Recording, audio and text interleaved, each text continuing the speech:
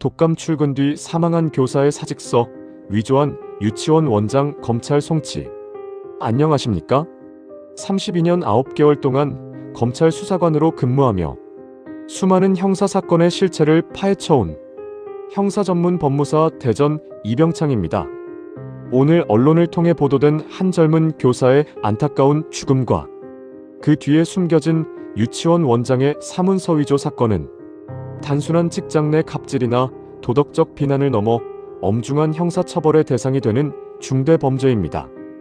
B형 독감에 걸린 상태에서도 휴가를 쓰지 못하고 출근해 일하다가 끝내 폐혈성 쇼크로 숨진 20대 교사, 그리고 그 교사가 중환자실에서 사투를 벌이고 있을 때 본인 동의 없이 사직서를 가짜로 만들고 서명까지 위조해 교육지원청에 제출한 원장의 행위는 수사 현장을 지켜봐 온 저로서도 깊은 참담함을 느끼게 합니다. 이 사건은 현재 경기 부천 원미경찰서에서 사문서 위조 및 행사 혐의로 기소 의견으로 검찰에 송치된 상태입니다. 일반적인 문서 위조 사건과 달리 피해자의 사망이라는 중대한 결과와 인과관계가 얽혀 있어 향후 검찰 실무 및 재판 과정에서 매우 치밀한 법리적 쟁점이 다루어질 것으로 보입니다.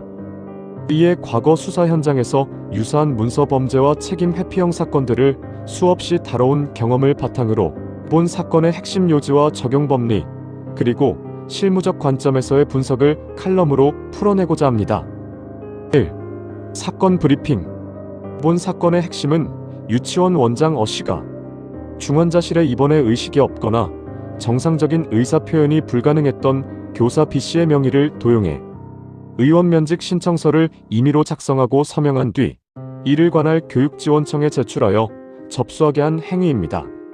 원장 O'씨는 독감 상태의 교사를 무리하게 출근시켜 사망에 이르게 했다는 직장 내 안전조치 의무 위반이나 근로기준법 위반 등의 법적 도의적 책임을 회피하고 해당 교사가 스스로 사직한 것처럼 꾸며 유치원의 불이익을 방지하려는 목적을 가졌던 것으로 추정됩니다.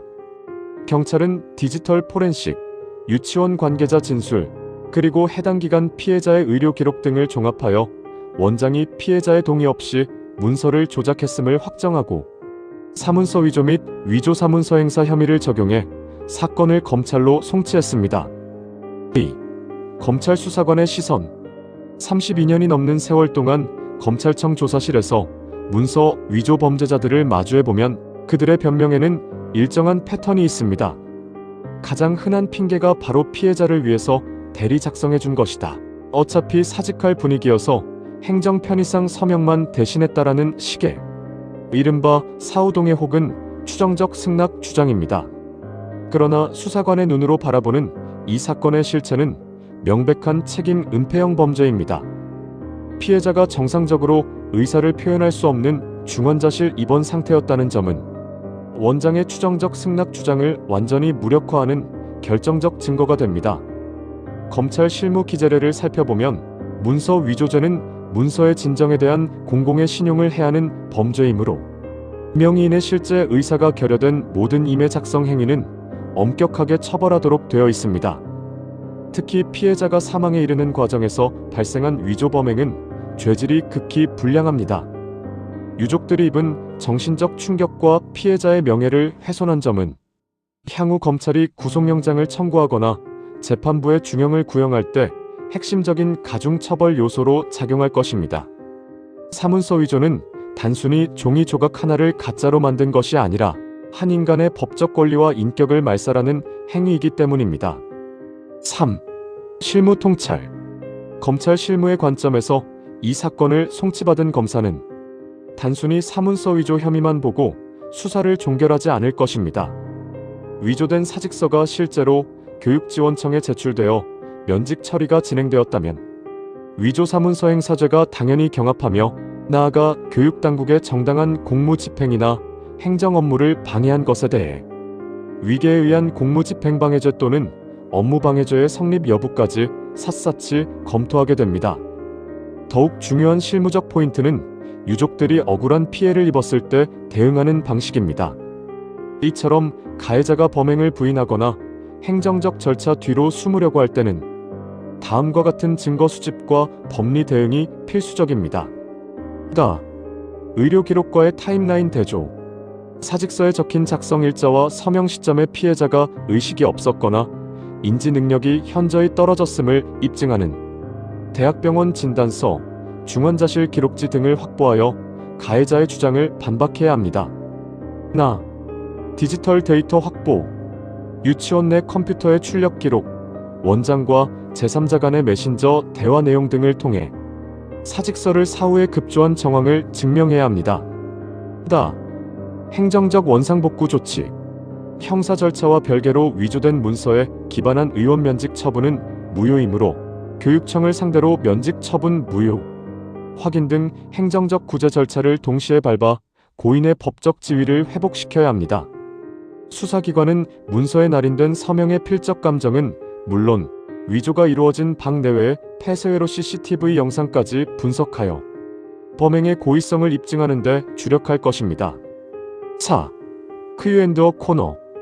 Q1. 명의자가 나중에라도 동의해줄 생각이었다거나 어차피 사직할 예정이었다면 사문서 위조죄가 성립하지 않나요? A1. 그렇지 않습니다. 사문서 위조죄는 문서를 작성하는 당시에 적법한 권한이 있었는지를 기준으로 판단합니다. 사후에 명의자가 동의할 것이라는 주관적인 추정이나 예측만으로는 위조의 죄책을 면할 수 없으며, 특히 이 사건처럼 피해자가 사투를 벌이는 상황에서 권리를 침해하는 사직서를 대신 작성한 것은 추정적 승낙의 범위를 완전히 벗어난 범죄입니다. Q2. 사직서 서명란의 도장이 아닌 필적으로 서명만 한 경우에도 위조죄가 성립하나요? A. 네, 성립합니다. 사문서 위조죄에서 말하는 서명이나 날인은 일반인이 보기에 실제 명의인이 작성한 것이라고 오인할 만한 형식과 외관을 갖추었으면 충분합니다. 필적을 흉내내거나 임의로 이름을 기재하여 타인의 명의를 도용했다면 인장을 찍지 않았더라도 명백한 사문서 위조입니다. Q3. 경찰 무혐의나 불송치를 유도하기 위해 원장 측에서 합의를 시도한다면 유족들은 어떻게 대처해야 할까요? A3. 사문서 위조와 행사는 친고죄나 반의사 불벌죄가 아니기 때문에 피해자가 합의를 해주거나 처벌을 원치 않는다고 해도 형사처벌 자체를 면할 수는 없습니다.